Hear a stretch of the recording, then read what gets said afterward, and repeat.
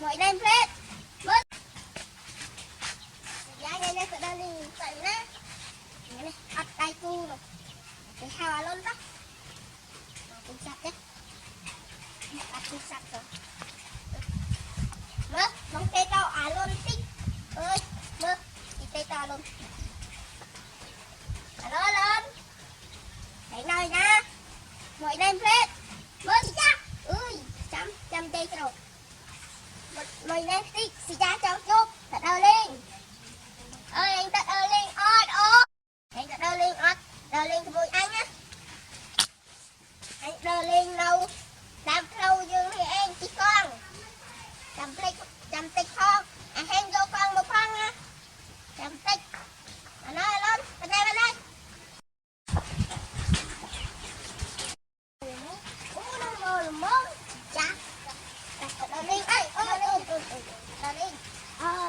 không không mình thuê đất cả tại chú à rồi thì ra tụi trước đặt sang thôi môi tao